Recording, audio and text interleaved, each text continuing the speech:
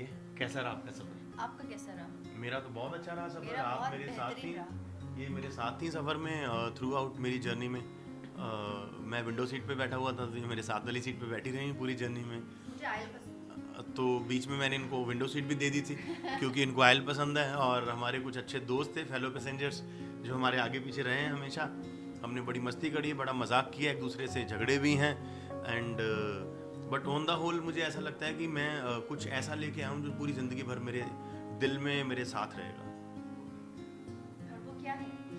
वो बहुत अच्छे दोस्त हैं, बहुत अच्छी यादें हैं। ब्लश क्यों कर रहे हो? अरे मेरी आदत है, ये स्किन पे एलर्जी है तो इसलिए मैं लाल लाल लगने लगता हूँ। तो बहुत अच्छे दोस्त मिले हैं, बहुत अच्छी मेमोरीज मिली हैं। एंड आई विश एंड मैं श्योर हूँ कि वो मेरे साथ रहेंगी लाइफ टाइम। मेरा बहुत अच्छी जर्नी रही। मेरी बहुत अच्छी जर्नी रही है।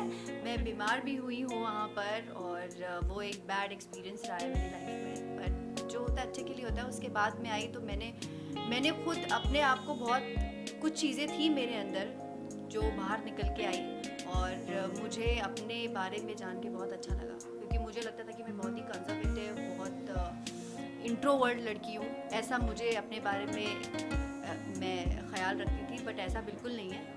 I think I am a very open hearted person, and अच्छा लगता है मुझे एक्सप्लोर करना। बट पहले अपने बारे में मुझे बहुत सारी गलत राय थी, तो मुझे बहुत अच्छा लगा अपने आप को मैंने जाना। तो और मुझे बहुत अच्छे फ्रेंड्स मिले वहाँ पर, तो मुझे अच्छी रही, मेरे लिए तो बहुत अच्छी जर्नी रही। बुरे पल मैं याद नहीं रखती हूँ, मेरे लिए मैटर नहीं करते। अच्छे मैं शेयर नहीं करता हूँ। अच्छे, हाँ, शेयर नहीं करता हूँ। मतलब अब इतना 150 कैमरास के बीच में थी, जो अच्छे मोमेंट्स थे वो सब आप लोगों ने देखे होंगे, बुरे भी देखे होंगे। तो मेरे लिए जो मैं मेमोरीज लेके आई हूँ वहाँ से, वो बहुत अच्छी रही हैं, बहुत अच्छी यादें हैं मेरी। तो आई एम वेरी हैप्पी। बुरा कुछ नहीं था, बस बीमार हो गया था मैं भी, वही बुरा था। और जो होता है अच्छे के लिए होता है। बुरे लोग भी नहीं थे, लोगों के असली चेहरे देखने को मिले। एंड अच्छी चीज़ें देखी हैं आपने। अब उस क्या बताएं क्या अच्छा था और क्या बुरा था, ऐसा तो नहीं था। ओवरऑल बहुत अमेजिंग एक्सपीरियंस था। क्या अच्छा था, खाना ठीक नहीं था मेरे हिसाब से, बाकियों के लिए बहुत अमेजिंग खाना था। मेरा तो देसी घी का खाना आता था। इसके लिए तो स्पेशल खाना आता था भाई साहब, घर से कुक होके इतना और मैं शेयर करती थी मेरे साथ। और मैं मतलब मैं बाकायदा गया था कलर्स के शो में, लेकिन मैं पला हूँ इसके खाने पे। और हालांकि वो खाना भी कलर्स वाले ही भेजते थे। एंड बस मेरे लिए यही था। मैं थोड़ा फूड के मामले में थोड़ा फिनकी हूँ, मुझे जो चाहिए वही चाहिए होता है। लेकिन आपको पता है ऐसे शोज़ में सबके हिसाब से खाना आता है, आपके हिसाब से आता नहीं। बस वही मेरे लिए थोड़ा डिफ़िकल्ट टाइम था। ये रिएक्शन काफ़ी नहीं है आपके लिए? कि देखिए, मैं उसको झगड़ा नहीं मानता हूँ, मैं उसको उंगली करना मानता हूँ कि किसी को बार बार पोक करना। जिस बात के लिए वो भड़की थी, मैंने उनको बोला कि मैंने ये बात बोली नहीं, मैंने ऐसा नहीं किया है। क्योंकि मुझे सॉरी फील करने में बिल्कुल भी शर्म नहीं आती। अगर आप लोगों ने देखा होगा, मुझे नहीं पता आया कि नहीं आया, जिस आदमी ने भी मुझे बोला कि you are not doing this right and I don't appreciate that, मैंने उसको जाके पर्सनली सॉरी बोला है। चाहे वो आंचल हो, चाहे वो मयंक हो, चाहे वो संजना हो, चाहे वो नवदीश, कोई भी हो। अगर मैंने किसी को कुछ ऐसा बोल दिया मजाक मजाक में जो उसको बुरा लग गया, मैंने उसके लिए सॉरी फील किया है। और मुझे सॉरी मांगने में कोई एतराज़ नहीं है, क्योंकि मुझे पता है कभी कभार हमारा मजाक कुछ लोगों को नहीं समझ में आता, या कुछ लोगों के सेंसिटिव इमोशंस को टच कर देता है। तो मैंने हमेशा सॉरी बोला है। जसलीन को मैंने सॉरी इसलिए नहीं बोला क्योंकि मैंने वो किया ही नहीं जिसका मेरे ऊपर ब्लेम लग रहा था। और जब मैंने आपको 10 बार बोल दिया मैंने ये नहीं किया है, तो बात वहाँ ख़त्म हो जाती। बट उसके बाद से झगड़े बढ़ते रहना। फिर मैं भी इंसान हूँ, मेरा अपना पेशेंस है। किसी का पेशेंस 2 लेयर का होता है, मेरा शायद 20 लेयर वाला पेशेंस है। लेकिन मेरा जब 20 लेयर टूटती हैं तो पीछे बहुत कुछ स्टोर है। तो फिर और उसके बाद फिर अगर ये झगड़ों में ये बोलना कि लड़की से बात करने की तमीज़ नहीं है, तो लड़कों की भी उतनी ही इज्जत है सोसाइटी में जितनी लड़कियों की होती है। और अगर आपको लड़कों से बात करने की तमीज़ नहीं है, तो आप ये एक्सपेक्ट नहीं कर सकते कि लड़के भी आपसे तमीज़ से बात करें, राइट? और ऐसा नहीं है, ऐसा होना भी नहीं चाहिए। घर के अंदर एक बार ऐसा भी इंसिडेंट हुआ कि अरे आपने लड़की को गाली निकाली, आपको शर्म आनी चाहिए। तो उससे पहले जो लड़की ने गालियाँ निकाली उसको भी तो शर्म आनी चाहिए। तो झगड़ा ही होता है ना? बहुत कमाल, वो बहुत ऑनेस्ट, बहुत बहुत बहुत कमाल। बहुत ऑनेस्ट है, और ऑनेस्ट लोग जो होते हैं हमेशा अच्छे ही होते हैं। उसके जो दिल में है, उसकी ज़बान पर है, उसके चेहरे में, उसकी आंखों पे है, उसकी बॉडी लैंग्वेज में है, और उसने बहुत कंफर्टेबल किया हम लोगों को, और डे वन से चीज़ें क्लियर रखी। वो शो के लिए बहुत एफर्ट कर रही थी, लेकिन दिल में उसके कोई और है, तो कहीं ना कहीं वो चीज़ें डिस्टर्ब करती ही हैं। And I wish and I hope उसको उसकी मोहब्बत मिले। बहुत अच्छा, देखा नहीं आप लोगों ने, तो फिर सवाल ही नहीं उठता है ये पूछने का। आप क्या बोलना चाहते हैं इस बारे में? क्योंकि मुझे जो बोलना था ये बोला जी। उनके फैंस ने मुझे बहुत गालियाँ बकी सोशल मीडिया पे, और जैसा कि मैंने पहले भी बोला है, हाँ, और जैसा कि पता ही है सबको, मैंने पहले भी बोला है कि मैं इसके पहले कोई भी सोशल नेटवर्क यूज़ नहीं करती थी, पर मैं जब वापस आई और मैंने अपने बारे में ऐसे कमेंट्स पढ़े तो मुझे दुख हुआ, क्योंकि मैं यूज्ड टू नहीं हूँ। मैं जो एक आधा कभी पोस्ट करती थी 6 महीने में एक बार, तो हमेशा अच्छे ही आते थे, जो भी 10-15 आए। तो ये बुरी चीज़ें मैंने अपने बारे में पहली बार सुनी, तो मेरे लिए बहुत शॉकिंग था। बट अभी मुझे मेरे फ्रेंड्स लोगों ने भी समझाया कि ठीक है, जहाँ लवर्स होते हैं वहाँ पे हेटर्स भी होते हैं। तो पारस के नेचर का मतलब मैं क्या बताऊँ, उनको खुद सुधारना पड़ेगा। मैं उनके बारे में क्या बोल सकती हूँ? अब बाहर आ गए, मुझे उनसे कोई लेना देना नहीं है। मैं बार बार उनके बारे में बोलती रहूँगी तो वो भी अच्छी बात नहीं है। मुझे जितना बोलना था वो मैंने शो में बोल दिया, अब क्या उनकी और तारीफ में बोलूँ मैं कुछ? मेरी आपने खुशी देखी नहीं, स्क्रीन पे दिख गई होगी ना। हाय रोहन, हाय रोहन, हाय रोहन। मतलब मैंने उसको भाई बनाया तो बहुत सारे लोग ऐसे काफ़ी सारी चीज़ें कॉपी कर लेते थे, उन्होंने भी भाई बना लिया। भाई, मैं किसी को भाई नहीं बनाती हूँ, मेरा एक भाई है और वो मुझे बहुत प्यारा है, पर वो लड़का ही ऐसा है, बहुत स्वीट लड़का है, and is a very simple guy.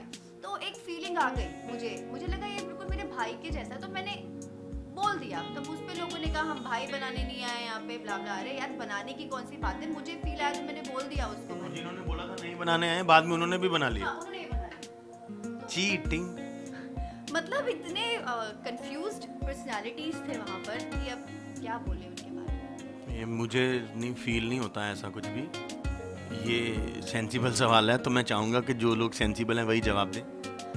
मैं क्या बोलूँ, एक्चुअली मैंने कुछ कुछ होता है देखी थी, तो वो दोस्त मैं थोड़ा उसी जोन में चली गई थी। बट मैं विश करूँगी यार, विश अब ज़्यादा बोल दूँगी मैं मुझे लगता है मैं काजोल बनने वाली हूँ, रानी मुखर्जी नहीं बनना चाहती, वो तो बेचारी मर जाती है। ऐसा कुछ नहीं है, कोई नहीं मरेगा यहाँ पर। ये लाइफ टाइम बॉन्डिंग है ये। एंड बट फर्क क्या, वो आप क्लाइमेक्स पे मत जाइएगा। तो मैं आपको बोला, वो क्लाइमेक्स को भूल जाइएगा। कुछ कुछ होता है कि आप खाली वो जो फर्स्ट हाफ में दिखाते ना फ्रेंडशिप, बस हमारी फ्रेंडशिप वैसी है। फ्रेंडशिप होगी ये भी नहीं सोचा था, अब आगे क्या होगा थोड़ी ना सोच सकते यार। देखिए आप प्लानिंग हो जाती है। मैं यही बोलने वाला था। हाँ, खतरों, दर्द, चीखें, रोना सबसे भरा रहा, लेकिन मैंने खतरों में एक चीज़ रियलाइज़ करी। मैंने रियलाइज़ करा कि मैं बहुत स्ट्रांग हूँ। जब मैं जल गया था तो लगा नहीं था लोगों को मैं शो कंटिन्यू कर पाऊँगा। अब जलने के कुछ ही घंटों बाद मधुमक्खियों ने काट लिया। Doctors were like, what are you doing here, why you doing this. But team बड़ी सपोर्टिव थी, माहौल ऐसा था, एंड लाइफ थ्रेटनिंग नहीं था कुछ भी। इंजरीज हैं, और आई थिंक हार्ड टाइम्स में ही आप अंदर रियल क्या हो, कितने स्ट्रॉन्ग हो, वो पता चलता है। घिसते पिटते जर्नी कंटिन्यू करी है मैंने, और कहाँ तक गई है ये आप लोगों को टीवी पे पता चलता रहेगा। एंड बहुत अमेजिंग एक्सपीरियंस था, और कभी भी दोबारा करने का मौका मिलेगा तो मैं ज़रूर करूँगा।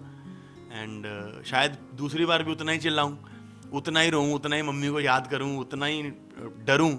लेकिन ये वो चीज़ है जो लाइफ में ऐसा होता है कि ऐसे शोज आदमी एक बार करता है और उसके बाद बोलता है भाई अब नहीं जाना यार, वाट लग गई थी। ये मेरे जॉनर का काम नहीं है। अगर ये कॉमेडी का शो होता तो मैं ऑब्वियसली बार बार करता। कोई भी सिंगर सिंगिंग शोज बार बार करना चाहेगा, कोई भी डांसर डांसिंग शोज बार बार करना चाहेगा, बट ये वो शो है जिसको मैं बार बार करना चाहूँगा। देखिए, अगर कोई आदमी, आई थिंक आप लोग वैक्स वाले स्टंट की बात कर रहे हैं, जहां उसको बहुत बार पुश किया गया कि तू कर तू कर तू कर। तेजा कुछ भी बोलती, तेजा का भेजा नहीं है, वो कुछ भी बोलती है, वो मजाक मजाक में बोली हुई चीजें हैं। अम्मू को देखिए, अम्मू मेरी बहन है, राइट। अगर कोई उसके फेवर में है तो मुझे खुशी ही होगी।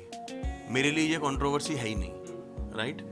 अगर अगर क्योंकि अगर किसी को मैंने बहन बोला है तो मैं यही चाहूँगा कि उसके फेवर में ज़्यादा से ज़्यादा लोग आएँ।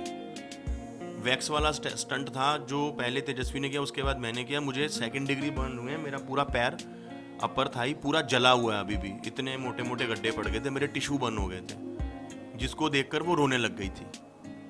उसके बाद उसका नंबर था स्टंट करने का। रोहित सर ने उसको बहुत बार मोटिवेट किया कि अम्मू तू कर सकती है। मोटिवेट करना अगर बायस्ड है तो मैं इतना पढ़ा लिखा हूँ नहीं, मैंने डिक्शनरी घर पे रखी नहीं हुई, तो आई डोंट नो बायस का एग्जैक्ट मीनिंग क्या होता है। मोटिवेट करना अगर बायस्ड है, रोहित सर की वो जॉब है मोटिवेट करने की, क्योंकि जो स्टंट्स हैं ये नॉर्मल स्टंट्स नहीं है, ये रियल लाइफ में क्या हमको फिल्मों में भी देखने को नहीं मिलते हैं, राइट? तो उनका काम है हमको मोटिवेट करना, क्योंकि उनकी जिम्मेदारी है शो पूरा कराने की। उनकी जिम्मेदारी है ज़्यादा से ज़्यादा स्टंट्स परफॉर्म हो ताकि लोगों को दिखे। इतनी जो 2-2 दिन मेहनत करके सेटअप लगाती है जो स्टंट टीम, हमने अपनी आंखों से देखा है उनको। तो जाकर सिर्फ अबाउट बोल देना उनके लिए कितना बड़ा डिसरिस्पेक्ट है। अगर आपने पूरा दिन लगा के किसी के लिए खाना बनाया और वो घर में आके बोले मैं तो खा के आया हूँ, कैसा लगेगा आपको?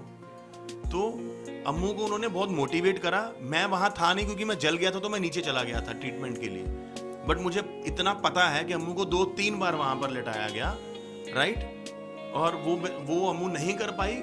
लड़की है, लड़की की स्किन अगर जल जाए तो दैट्स वेरी रिस्की। लड़कों का मैनेज हो जाता है, हम लोगों का रफ एंड टफ होते हैं, टांगों पे हमारे बाल हैं, हमको फर्क नहीं पड़ता, बट लड़कियों के लिए दैट्स वेरी, जिस काम में है वो बहुत उनके लिए रिस्की हो जाता है। रोहित सर अपनी ड्यूटी कर रहे थे, मोटिवेट कर रहे थे, उन्होंने मुझे भी मोटिवेट करा है। अब आप आगे जाके बोलेंगे रोहित सर बड़े बायस थे, क्योंकि वो प्लेटफॉर्म वाला स्टंट था जिसमें मैं वापस आया था वाइल्ड कार्ड में, उसमें उन्होंने मुझे 2 बार काउंटडाउन दिया होगा। एक बार जब मैंने वो जंप करने के लिए छठा फ्लैग उतारा था, तब भी उन्होंने बोला था 1 2 3 गो, तो वो बायस थोड़ी ना होगी। मैंने बोला कि सर मैं नहीं जंप कर पाऊंगा, या तो मुझे काउंटडाउन दो फिर से, क्योंकि आप बोलोगे जंप तो मैं जंप कर दूंगा, मेरे में हिम्मत नहीं पड़ रही। तो रोहित शेट्टी बायस्ड हो सकते हैं, मुझे तो नहीं लगा। मैंने जो पूरा सीजन किया है, जिन लोगों को लगा है भैया उनके अपने दिमाग है, अपनी आंखें, अपना सोचने का तरीका, मैं बदल तो सकता नहीं, बट अगर किसी को मोटिवेट करना बायस्ड है तो ये डिक्शनरी मैंने नहीं पढ़ी, जिन्होंने पढ़ी है वो आपको बेहतर बता पाएंगे। बिल्कुल, व्हाई नॉट। पर जितना मैंने देखा है खतरों के खिलाड़ी, उसमें है तो बहुत डिफिकल्ट, बट ट्राई करना चाहूँगी एक बार। किसको अच्छी लगे, किसको अच्छी लगे? आपको अच्छा लगा तो लेके आओ कुछ। मैं इंसान और ये बंदर नहीं लगता? आए हाय समझे। देखिए, हम लोग ने घर के अंदर ये सोच के केमिस्ट्री नहीं बनाई कि हम बाहर आके नाचेंगे किसी शो में, या बाहर आके हम लोग कुछ और करेंगे। कुछ काम आएगा एक साथ डेफिनेटली करेंगे, लेकिन ये ऐसा प्लान करके नहीं बनाई है केमिस्ट्री की चलो बाहर जाएंगे तो कोई शो आएगा वो एक साथ करेंगे। काम आएगा करेंगे, नहीं आएगा नहीं करेंगे, कोई दिक्कत नहीं है। क्या बोलूं? मैं बोल दिया, मैंने अब अगला लास्ट सवाल पूछिए।